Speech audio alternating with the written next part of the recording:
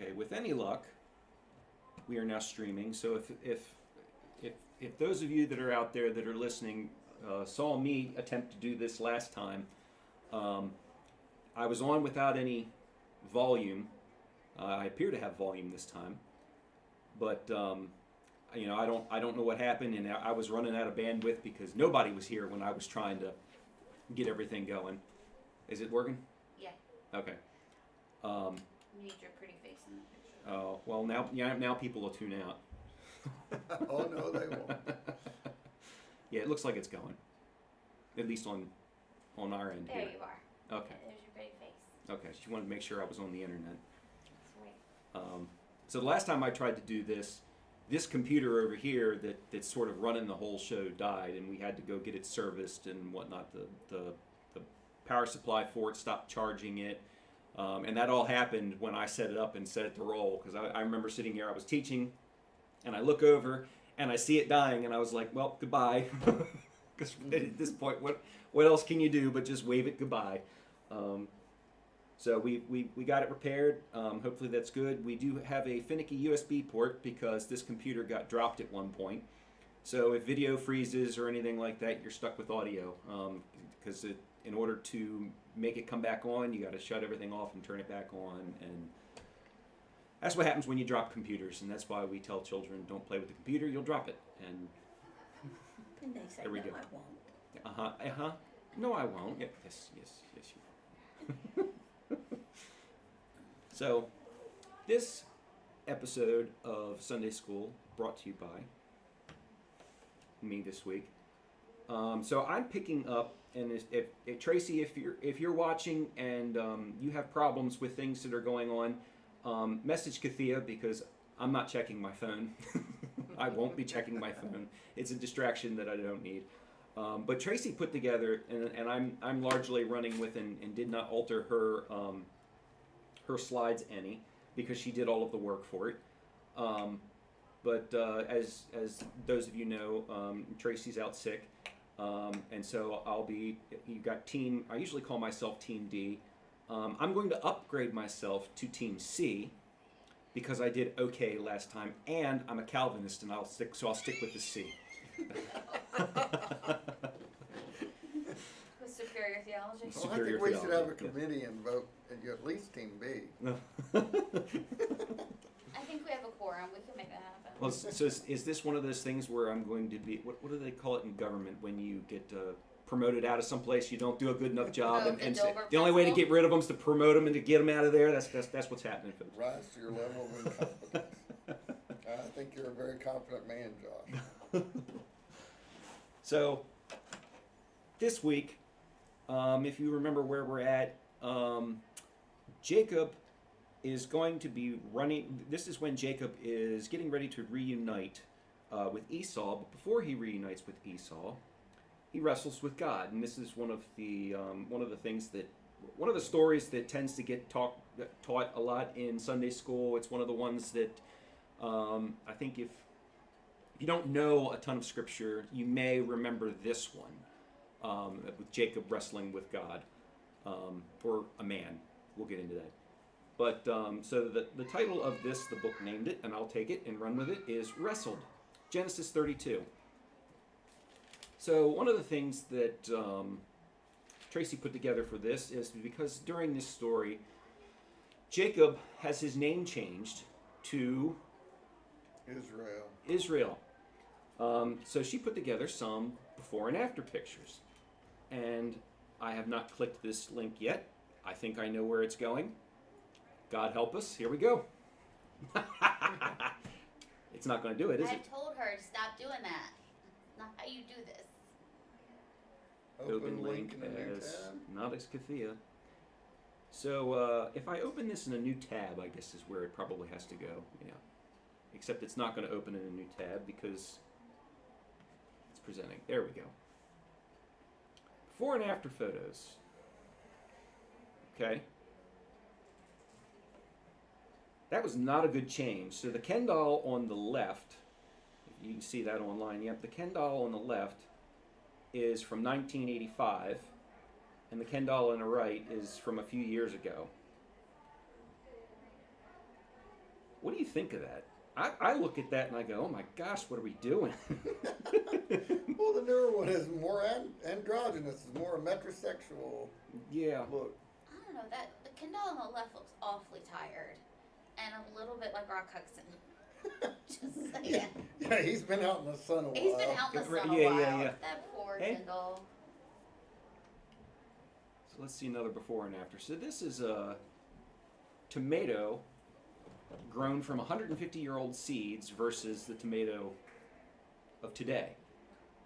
There's a little bit of a difference. I like the today better. Yeah, so do I. That looks like a purple Cherokee.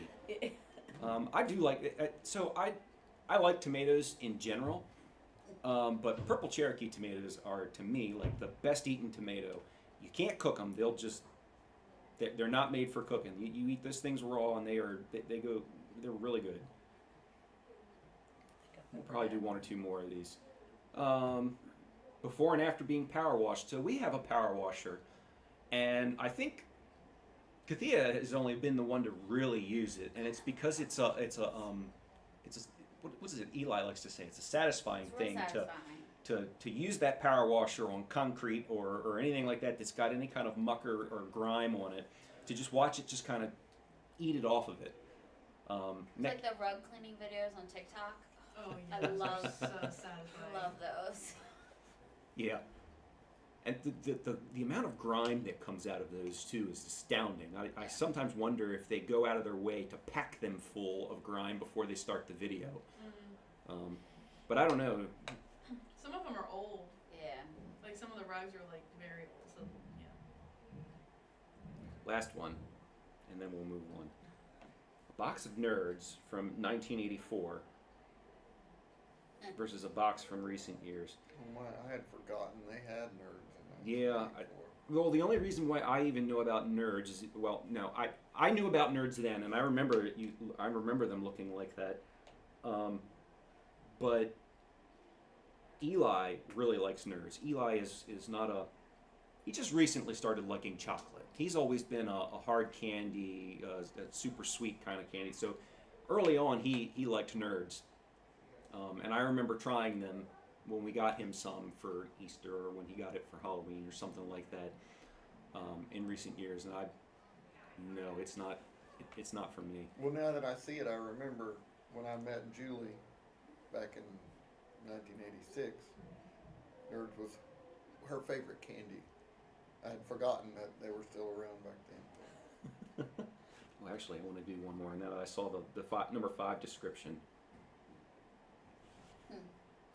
So the difference between brand new bills versus bills that have been through people's wallets for months and months and months. Any idea how long the bills stay in circulation? Do you know before they try to remove them? I don't know. I was just curious. It just popped into my head. I'm sure there's an average calculated somewhere. Yeah. And you know that you miss them. Well, so what's funny is I went someplace. I managed to acquire an older 20, and it was a Chick-fil-A. I remember I took the 20 and I handed it to the person in the drive-thru, and they looked at it, and they looked at me, and I was just like, and this was a 20 that these were the 20s that were common when I was a kid. And he was looking at me like I'm trying to hand him fake money. And he had to take the money and go, and I'm like,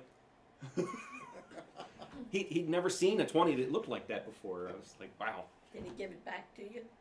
No, he was real hesitant, and he had to go ask the manager. And before the manager was like, no, it's good, it's fine. I would have kept it. Well, it's almost to the point where they would go, "What is this?" Right. Everybody pays with a little plastic card. Yeah. We'll be there soon. Yes, we will. Okay. So we did a bunch of before and afters. We did the before and afters because this is the story where Jacob has his name changed to Israel. Back to the slideshow. So, real quick, in case I need that for future, well, if I need it for future reference, I'll just ask you then. But I'll ask you now anyway because I'm curious. How do you? What's the appropriate way of doing this this thing that she was after doing? Oh, you have it open in the PowerPoint instead of opening in a new tab. It's a settings thing. Oh, okay. I'm not a usual PowerPoint presenter. I stand in front of demos, and that's about it. Or it's this other thing that's sitting there. Fun fact, a dollar bill lasts about 5.8 years, and a $5 bill 5.5, and a $10 bill 4.5, and a $20 bill lasts about 7.9 years. Anyway, they're listed all the way down. A $100 bill lasts about 15 years in circulation, on average, Wonder why they're different. because not as many people wave a $100 bill around. That's true. Yeah. I keep them in my purse all the time. $100. Well, Miss Moneybags, how many Yeah. $100 Would you bills like are me to in go there? check and see if your purse is in your car? Well, I would be more concerned about where your purse is today then. Marshall's spending them. Yeah, Marshall's got it. So an encounter with God. So when we do encounter God, so she made the statement here that an encounter with God should be life-changing. And I would say that an encounter with God is life-changing. And it could go both ways with that. If you've seen, there are some people that tend to harden up a bit, and then there are people that get opened up a little bit. And I would say that an encounter with God is life-changing. There's no escaping that. So now we'll dive into the text, and she has it summarized here, but I like the text, and so I will go ahead and read it. So this is, let's see, I'll have to stop at some point. Genesis 32, starting at verse 1. Jacob went on his way, and the angels of God met him. And when Jacob saw them, he said, "This is God's camp." So he called the name of the place Mahanaim. I hope I said that right. And Jacob sent messengers before him to Esau his brother in the land of Seir, the country of Edom, instructing them, "Thus you shall say to my lord Esau, Thus says your servant Jacob, I have sojourned with Laban, and stayed until now. I have oxen, donkeys, flocks, male servants, and female servants. I have sent to tell my lord in order that I may find favor in your sight." So what do you think's going on here? What's he setting up for? What's going on? Family reunion. Yes, family reunion. He's gearing himself up for a family reunion. Corey made a mention to family reunion this morning, and that kind of made me remember when we had family reunions.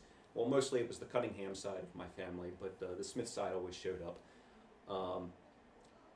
I liked our family reunions, so the thought of family reunions doesn't make me have that kind of feel that it does other people. I have a lot of good memories of that, because there were always people that I would see that once a year or once, and it turned into once every 3 years kind of family reunion. But generally my family was, I was blessed to have a family that was always just very nice and liked seeing everybody.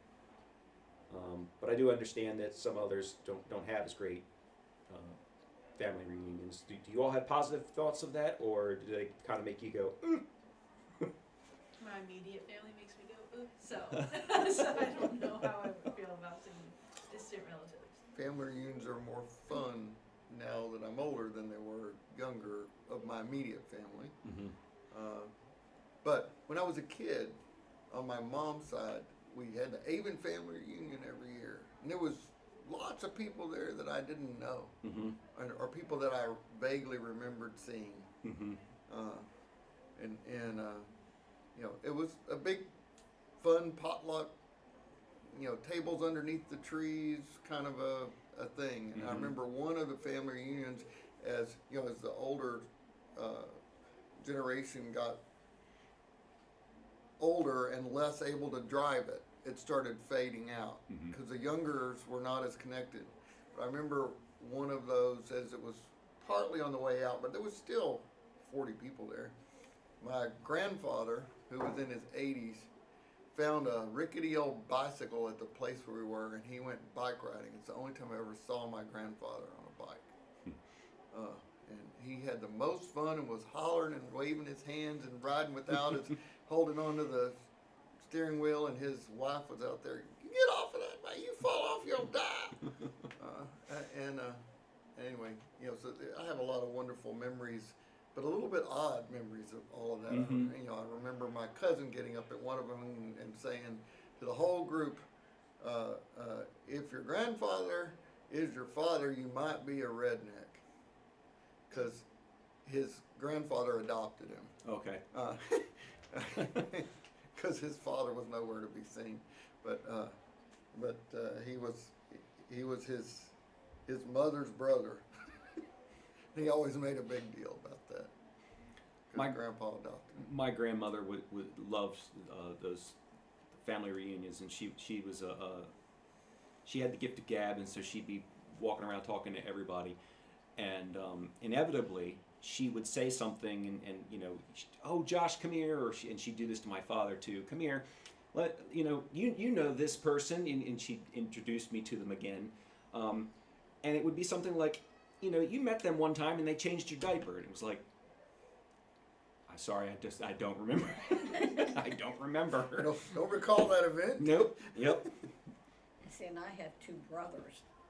They both live on the eastern shore, maybe 10, 15 miles apart. Have not spoke or seen each other in probably 15 years. Hmm. They do not speak. And is that because they just drifted apart, or No, because they had there some had- bad blood? There had been an argument, No. Yep. which is so stupid because, you know, you have an argument, you get over it after a while, you know. Mhm. But they don't speak. Yep. It's sad. Yep. I remember I was at a family union, and my aunt was talking to one of my great aunts, I think, and she said, "So I heard you murdered your husband," and then everybody went dead silent. And I'm like, "What?" Anyway, I think maybe she did. I think she poisoned him, but they couldn't prove it. That kind of reunion. Yeah, that kind of takes the cake. Okay, Kindle ones. Yep. Okay. Back to the story. So I'll also read to verse 9, verse 6. And the messengers returned to Jacob, saying, "We came to your brother Esau, and he's coming to meet you, and there are 400 men with him." Then Jacob was greatly afraid and distressed. He divided the people who were with him and the flocks and herds and camels into 2 camps, thinking, if Esau comes to one camp and attacks it, then the other camp will be able to escape. Man, that's he's gearing up for the worst there. This is less like a family reunion and more like a negotiation for war or not war. Right. Well, Esau's coming with, basically coming with his own army, so moving on from this, we're getting ready to get into Jacob's prayer, and this is when it's probably worth saying that there are no atheists in foxholes. Is that what the saying is, Fred? There's no atheists in foxholes, and there was, I guess, discussion last time, and maybe could continue the discussion about what Jacob's state with God was moving up to this, but that phrase, "there are no atheists in foxholes," kind of popped into my head when he's sitting there thinking that there's potentially an army coming against him. I thought you were going to say something. No, I mean, I think his relationship with God is a vital part of the story. But at the same time, I think for me the most important thing for at least the first part of 32 is Jacob's anxiety about seeing his brother, and rightfully so. Oh yeah. He should be afraid, Yeah. very afraid. Thank you. Because he screwed over his brother, and now he's like, man, what's he gonna think of me? What's he gonna do? You should be worried, buddy. Mhm. Like, I would be worried. And understandably so, because I mean, if he hears that his brother is coming with 400 men, and I think that part of it is that it gets blown out of proportion because I think fear trickles down, and Right. Jacob's dudes were like read into the worst part, which I think is part of it too. Like it all needs to build up to Jacob kind of humbling himself before his brother, and his brother. I don't know if we're gonna get there. I'm sorry, I'm gonna spoil the next slide or whatever, but you know, his brother being like, "Dude, I'm so happy to see you," because Esau, like, I don't know if "got over" is the right word, but like the most important thing to him was having his relationship back with his twin brother, and I think that means, unfortunately, I feel like Esau gets a real kind of like short end of the stick from a biblical story perspective, and he's really, as much as Jacob is the driving character in a lot of ways, you know, Esau is exemplifies some of those characteristics of someone who, you know, he got screwed over. I don't know that we necessarily know a ton about what his relationship was with God, but we know that he sought reconciliation with his brother. Mm-hmm. And that's a model that we should be following. Unlike some of the shenanigans that Jacob got up to. So. Yep. You know, 400 men is a huge fighting force in that day and age. I mean, there were bigger ones, but still, it's a huge fighting force. But I think one of Jacob's advantages in this negotiation or relationship is, you know, he did steal his brother's inheritance, and he did steal his brother's spiritual blessing from their father. But then he ran away and didn't take that inheritance with him. And so part of what he's saying, you know, hey, I've been with Laban, and look at what I've amassed. I don't need that. So one thing we sometimes overlook is Jacob got the promise of the inheritance, but then he ran away and missed it, and Esau got it. Jacob still got the blessing, but you know, so maybe part of what he's saying is, look how successful I am. I don't need to. I'm not showing up to take my inheritance from you.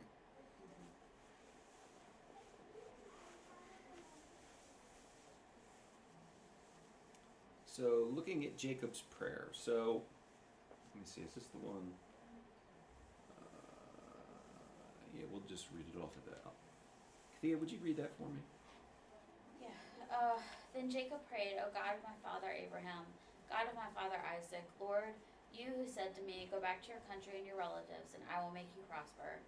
I am unworthy of all the kindness and faithfulness you have shown your servant. I had only my staff when I crossed this Jordan, but now I have become two camps. Save me, I pray, from the hand of my brother Esau, for I am afraid he will come and attack me, and also the mothers of their children. But you have said, I will surely make you prosper, and I will make your descendants like the sand of the sea, which cannot be counted." Reminding God. I want you to do all this, but Bob, remember you said. Right.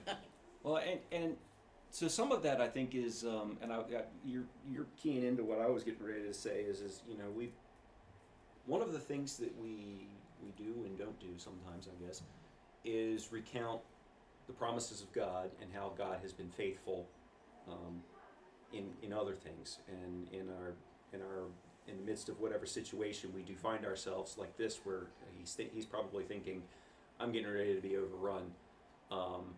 That's when it's good to start recounting what exactly are, you know, have I been promised, and how has God been faithful before.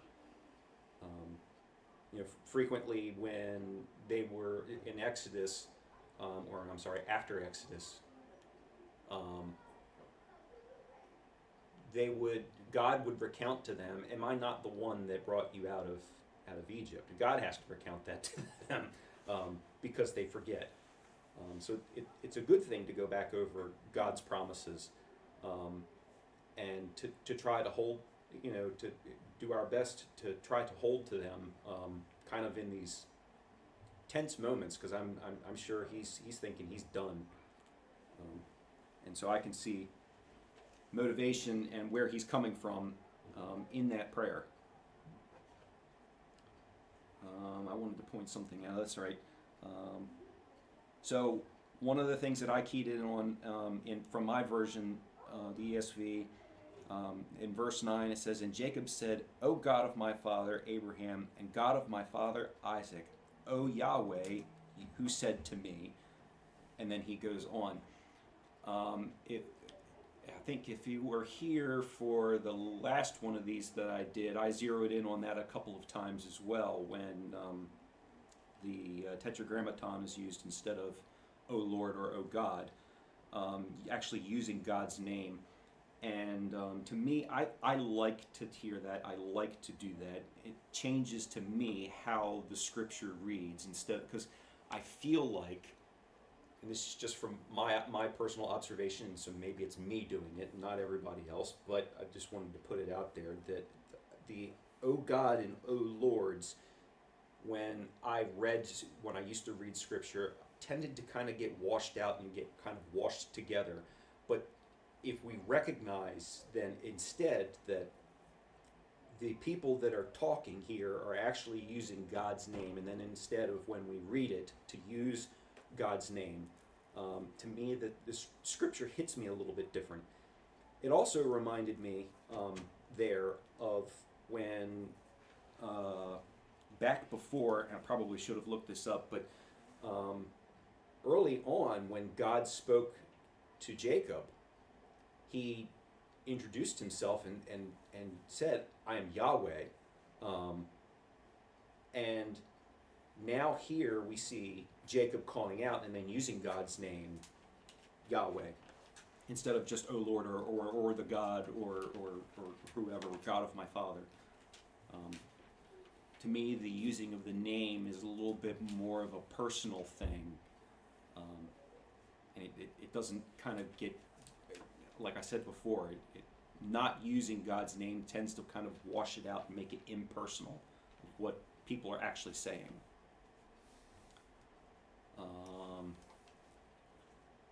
So,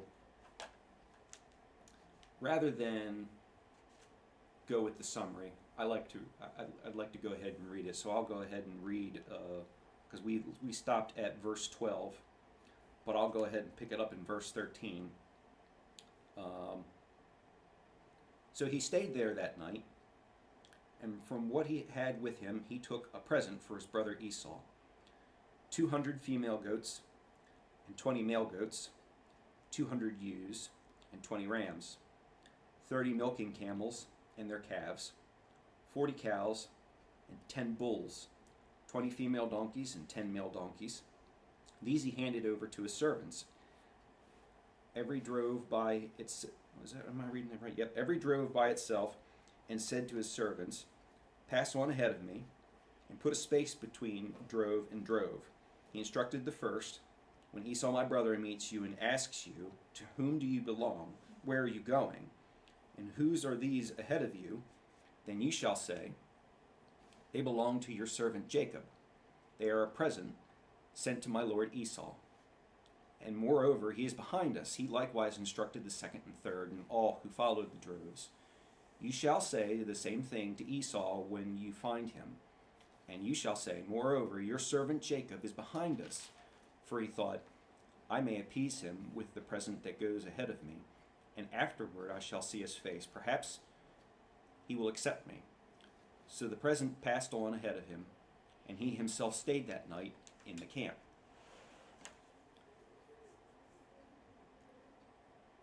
So what's he attempting to do here by staging all of this stuff? A little bit of binding. Yeah, that's what I see. Maybe he won't kill me if I come. It's sending tribute, basically. Right.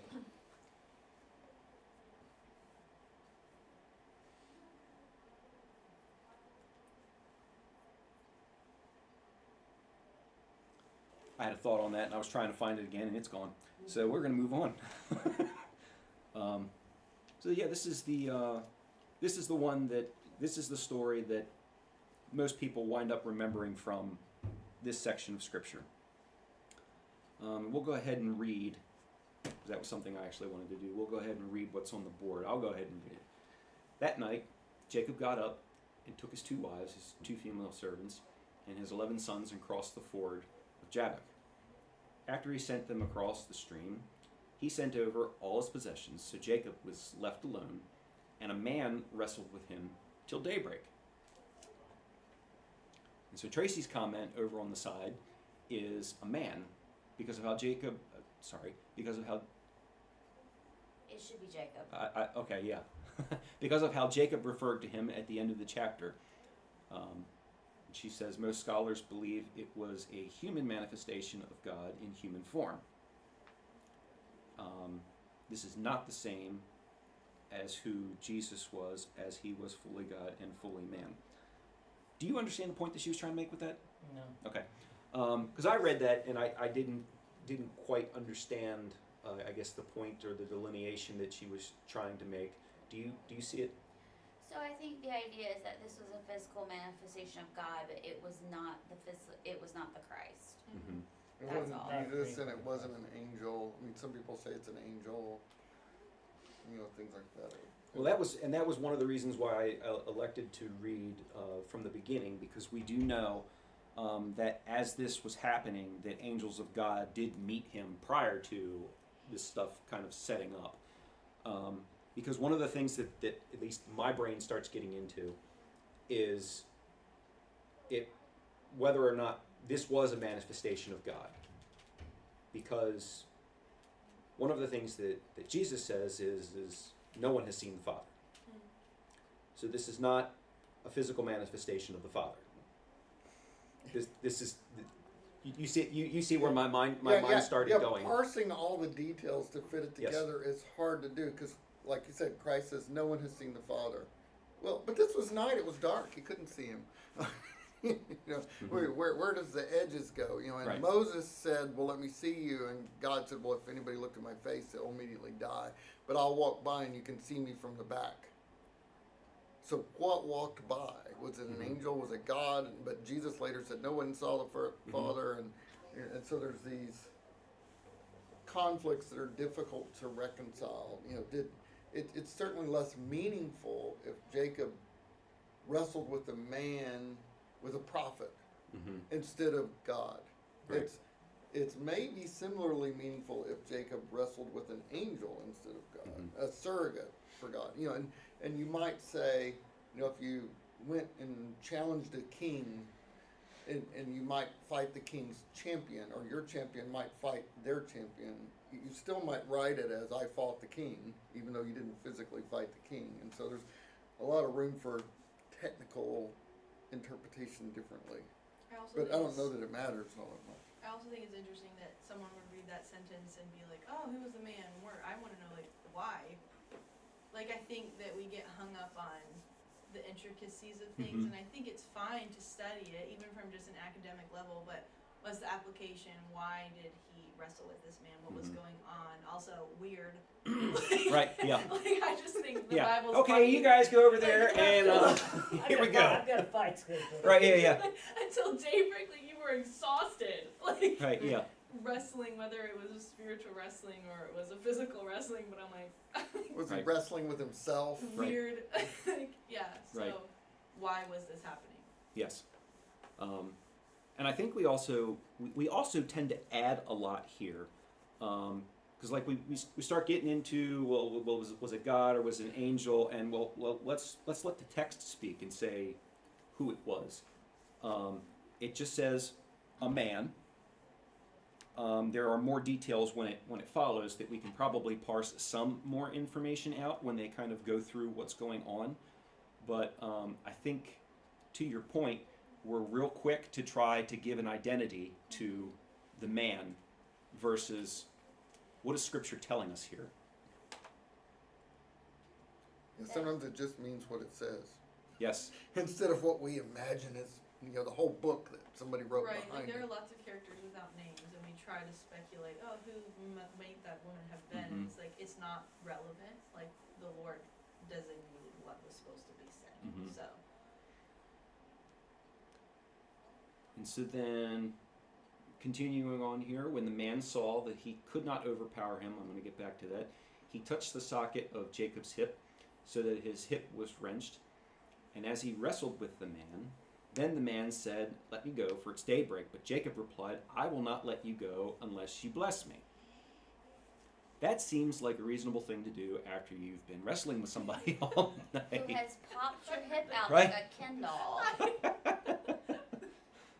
Right. So first of all, whoever this man is should be in the WWE Hmm. first. And second, yeah, this is an interesting priority. He didn't ask for healing. Right. He asked for blessing. Right. A heck of a limp you got there, buddy. Yeah, I know. So I did want to go back and read the different translation. This is 25. I can't see now. When the man saw that he did not prevail against Jacob, he touched his hip, and Jacob's hip was put out of joint, and he wrestled with him. Then he said, "Let me go, for his day broke." But Jacob said, "I will not let you go unless you bless me." So yeah, it's pretty close to the. Maybe I was zeroed in on something. Actually, what I zeroed in on is coming up. Never mind. So yeah, weird. It's weird. It is weird. Even like, why did he just take Jacob's hip? Like, maybe that's just what happened. Right. Like, I don't Right. know. Maybe there's significance to it, but And that's where we also start getting into what's I guess intrigues us about the man, because it's like so he's wrestling with this man, and this man's like, well, I haven't beaten him, and that just kind of makes you go, who are you and what power do you have to do something like that?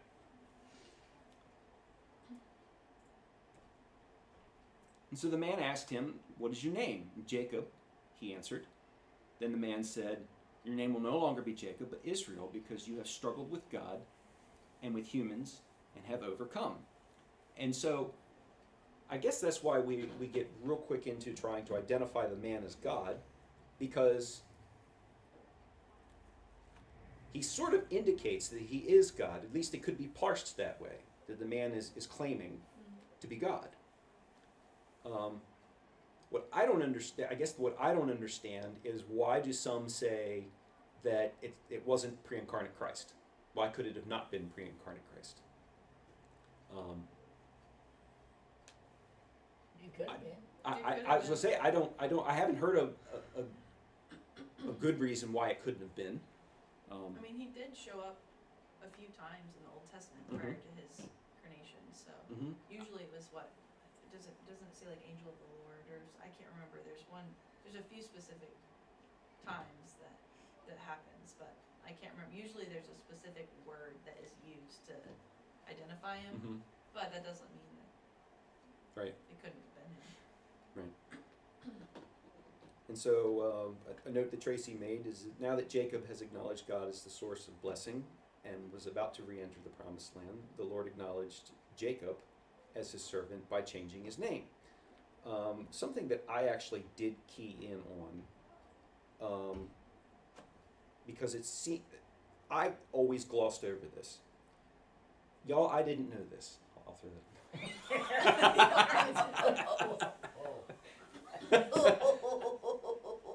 Sorry, you gave me the power, and here I am. I didn't know this.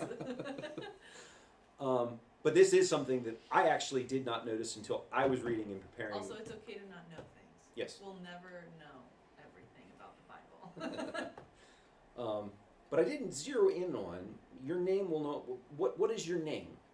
Jacob. Okay, so I think because am I gonna? Sorry. What do you want to say? What's your name, man? Alexander Hamilton. Sorry. What's your name?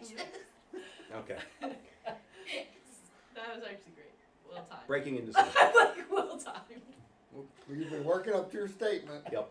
All right. Jacob. So Jacob, he answered. But I think one of the things that we gloss over, because of how we treat names nowadays, a name back then meant something. We name people something nowadays usually so that it has a different sound, like your name. It sounds different than everybody else's, and it is different from everybody else's. Were you named that because of what it meant? No. Well, we liked the name, and she was a witch. That's the spirit. A princess witch. Thank you very A much. princess. Wait, that is Right. so funny. Names back then were given, and there was something, there was like a meaning attached to it. Now I feel like when we name children, there's a tendency to just pick a name that might be unique, or it might be a family name, because there might be we're recalling somebody with that name and like what they represented to us, and so we want to pass that memory of that person that bore that name to somebody else, or Yeah, so I think it's interesting if you look back at like folklore and ancient mythologies, the times when speaking the name of either some sort of deity or something like that was either frowned upon or that was how you gained power. So think of the story of Rumpelstiltskin. The only way that you could control that, or even Beetlejuice for that matter. Yep.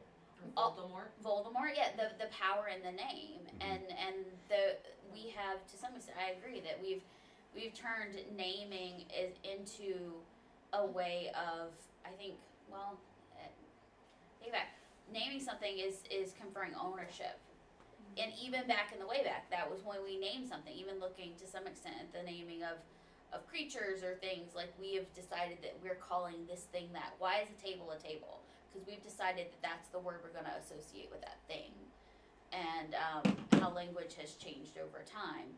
But I think you're right that not that we have to have meaning behind names, but I also think that the meaning, like what a name is, showing family lineage and things like that in history, has changed as well. There was a time we didn't have last names, so. True. So My- someone's my- son of someone. Oh, I'm sorry. My great grandmother was named Willie because her family knew a powerful white man named William, Mm-hmm. and they wanted his power to apply to her, and so they named her Willie. She was Cherokee, anyway, so that, and then my first two children, we named family names, a name for themselves and a family name. But my second two children, there's a lot of wrap up in how we decided to have those two children. But my son, his middle name is Samuel, explicitly because we're evoking the story of Samuel and the child you wanted. And then my youngest child, her middle name is Ruth, because we're evoking the story of Ruth. And so theirs had biblical meaning, and the first two lost out. The first two just had family middle names, and they're in their own first name. Well, where we got Eli from. I was driving to when I was having to manage the office down in Waldorf, I was listening to Hot 99.5, and it was War of the Roses was on, and the caller called in and he said his name was Eli, and we had been struggling for a weeks to figure out like what name options we were going to go with.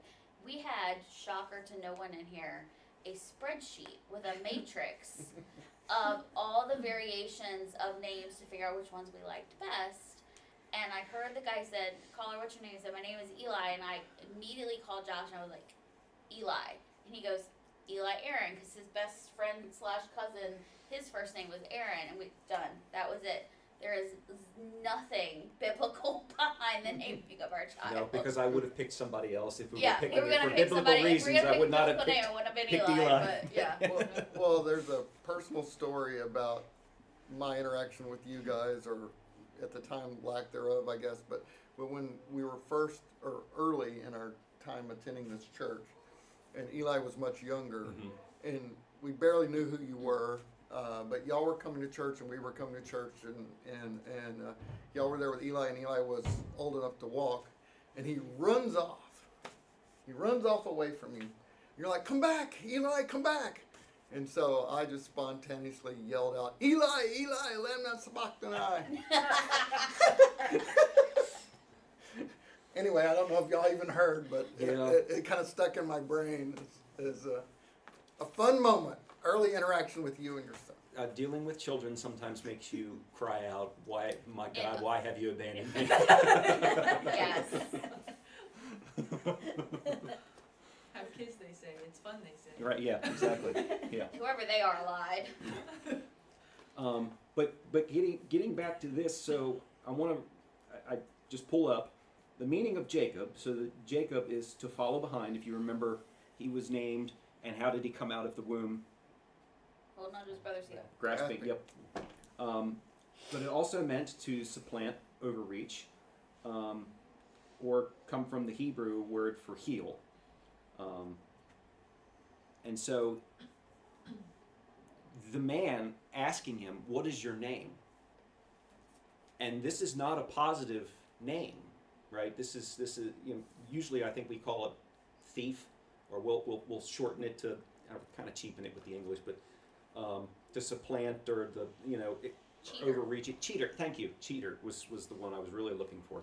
So in this encounter, it's not a name that doesn't mean anything. What's your name? Cheater, he answered. And so then your name will no longer be Cheater, but Israel. What does Israel mean? And so I have that as well. Meaning God perseveres. I was reading on to see if there was anything else. God perseveres. I thought it meant one who struggles with God. Well, my quick Google just says God perseveres. Let's see. Derived from the Hebrew Yisrael, it means God perseveres and shares its name with a Middle Eastern nation. Yeah. So that's Cool. the first Google hit. So God perseveres. So what is your name? Cheater. No, it's going to be God perseveres, because you struggled with God and with humans and have overcome. The ESV says strived with. I don't know if that actually changes anything. You have striven with God and men and have prevailed. But the thing that I focused on was not that you have persevered, as in the name. It's God perseveres. And if you look back, one of the things that Jacob said in his prayer was, "You promised all of these things to me." And this nation is not something that the nation does. This is something that God does. God perseveres. It's in the name. And if we know a lot of what comes after this. And a lot of it, the only reason why they're around is because of what God did. A lot of times they gave him every reason to wipe them off the map. So his new name is Israel. So Jacob called the place Peniel, saying, "It's because I saw God face to face, and yet my life was spared." The sun rose above him as he passed Peniel, and he was limping because of his hip. Therefore, to this day, the Israelites do not eat the tendon attached to the socket of the hip, because the socket of Jacob's hip was touched near the tendon. I find some of those, the way that they decide to have traditions like that, interesting.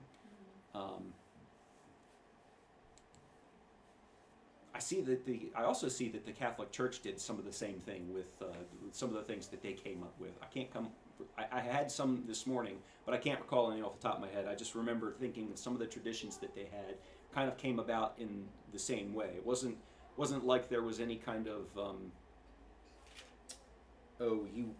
something in Scripture saying you shall do this. It's done this way because of their attempting to invoke a memory of how things came about.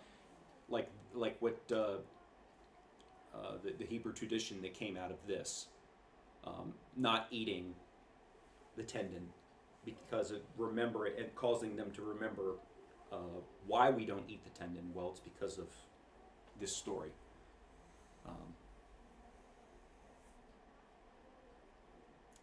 Tracy's comments are seeing God's face. Remember, he'd been wrestling with God as he appeared in the figure of a man. This would be a theophany, a manifestation of God in human form. Even today, very observant Jews do not eat this tendon. So yeah,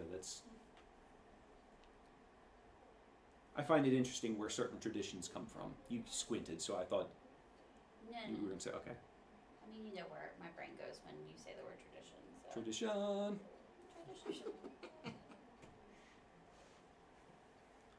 Reunited. So I'm going to go ahead and read from the text. The sort of the summary of what's going on is up there. How much time we have left? Like 10 minutes. Okay. So after this, and Jacob lifted his eyes and looked, and behold, Esau was coming, and 400 men with him. So he divided the children among Leah and Rachel and 2 female servants. And he put the servants with their children in front, and Leah with her children, and Rachel and Joseph last of all. He himself went out before them, bowing himself to the ground 7 times, until he came near his brother. So I guess this sort of feeds into my stereotype vision of who I think Jacob is. I guess from the way that it all kind of went on and the way he's described versus his brother, I have this vision of Esau being a very big, hairy, powerful looking man, and Jacob being like a little weaselly kind of, Lanky. and he kind of reminds me of who is it? Is it in Aladdin? I'm trying to remember. It's in the Mummy. It's the guy that's. Oh yeah. That's when the mummy is coming at him and he's pulling up every single possible Like token, yeah. And when he pulls up the Benny, yes. Benny, you're on the wrong side of the river. Yes, sorry. Okay. Yeah. I guess that stature, that the way that he is, I kind of picture that character Benny. And so I can see him coming out, because now he thinks he's going to be killed, and so he's prostrating himself multiple times going out. I imagine even at this point, so he's not only has time elapsed since he was with his brother, but now he's got a bum hip, and so I'm sure he's just doing everything in his power to try to appease his brother in any way possible. Can I, as something I had not realized before, all of Jacob's children, except for Benjamin, were there. How much did seeing this impact Joseph when he was later sold off into slavery by his brothers and their reunification? And maybe, hypothetically, because Benjamin was not there for that, maybe that's why Benjamin's role in that reunification process was what it was. But Joseph wasn't on scene necessarily for this part because he sent his. Right, no, I wives- know, but he was still there. Like, he would have heard the story firsthand. Oh, true. Yeah. Yeah. It would have been like, remember 20 years ago, Uncle Esau, right? He would have been there hanging with his mom, like, and I don't know. I just thought that was interesting to how that would have impacted his life going forward. So Do we know that Joseph was alive at this point?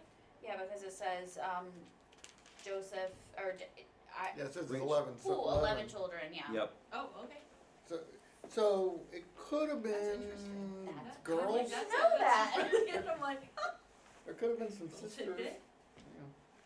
Yeah. I don't No, know. we know they didn't count the girls. Stop. You can always find some legal way through.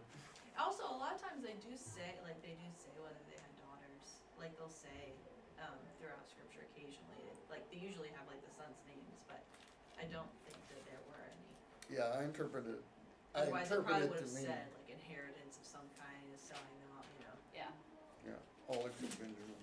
I think I remember when they were going back over, they did say that there was a daughter in there.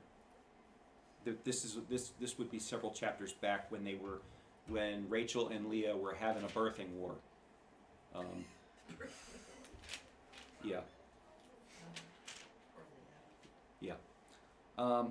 But Esau ran to meet him and embraced him and fell on his neck and kissed him, and they wept. And when Esau lifted up his eyes and saw the women and children, he said, "Who are these with you?" Jacob said, "The children whom God has graciously given your servant." Then the servants drew near, they and their children, and bowed down. Leah likewise and her children drew near, bowed down. And last, Joseph and Rachel drew near, and they bowed down. Esau said, "What do you mean by all this company that I met?" Jacob answered, "To find favor in the sight of my Lord." But Esau said, I have enough, my brother. Keep what you have for yourself." Jacob said, "No, please, if I have found favor in your sight, then accept my present from my hand. For I have seen your face, which is like seeing the face of God, and you have accepted me. Please accept my blessing that is brought to you, because God has dealt graciously with me, and because I have enough." Thus he urged him, and he took it.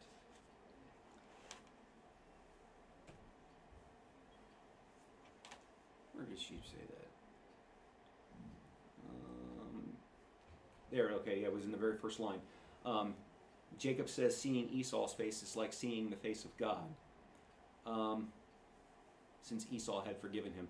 I can't imagine the relief. Multiple levels, and then not just like the single, "Oh, I'm going to live to see another day" kind of relief. There are multiple levels. There's the "he's not going to kill me," and there is this family reconciliation. Kind of that thought just kind of washing over you. You go into the situation and you're hoping for the best, and the best that you're hoping for is that I'm going to make it out alive. And instead, you come through it, and it's better than you hoped for. Not only are you getting out of it alive, but now there's this it is a new relationship, and it's new family. It's old family, but this is a new chapter. To me, that's I think that's really cool. That being able to have that amount of relief in this. Also, the thing, when I read this, I tend to get the timeline mixed up. When we started talking about this initially, about what Jacob was doing and how he was preparing to meet Esau and all of that, what's the guess on the amount of time that had elapsed between when he had cheated him out of everything and when he met him again? It's at least 14 years, right? If not some more. Because it was 7 years for one daughter, 7 years for another daughter, and then maybe some more. Maybe. Hey, there's hope for your brothers.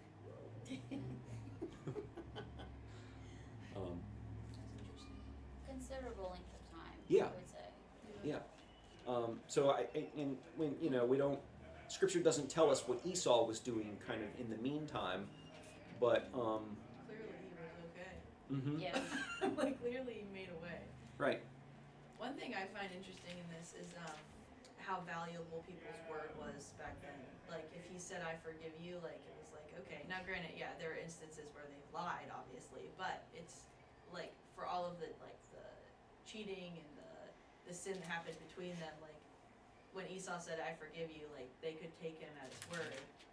For somebody who has a sister that said she forgave her last year, and my sisters continue to tell each of my family members that she's still bitter, I'm like, wow, that's wild, that you can, that they could trust them at their word. That's interesting. And also, I wish that was something that we held valuable today, Yes. to not use those words lightly. Yes. They are cheap throwaways sometimes to try to appease somebody, and they lose a lot of meaning because of how cheaply they get used. Kind of like our word "love" in the English language. We kind of cheapen some of those words. Back then, like you were saying, the being dishonest came with a heavier toll than it would today. A lot of we have lots of ability to just pick up and move someplace else and quote unquote start over. That wasn't so much an option. And so if you were not on good terms with everybody because you lied, you might not make it out of your region alive. And if you did make it out of there, surely they were all going to hear about you as you're moving along, because people will be like, "Who's that?" "Well, I asked so-and-so over there," and you can't trust them. Your integrity was like your livelihood. That's Yeah. interesting. It was. It would impact your ability to trade. your ability to have peace with who was around you, to get help when you needed it. Yeah, it was everything. And, you know, we really should, we really should treat it like that. Yeah, that's really interesting. I love learning contextually, like how that affects things. That's fascinating. So I guess now we're wrapping up. We got about 15 minutes before service. For those of you that signed in today expecting to see Tracy, hopefully, you know, Tracy continues to recover and comes back next week. If not, you'll see one of us in here picking up for her. So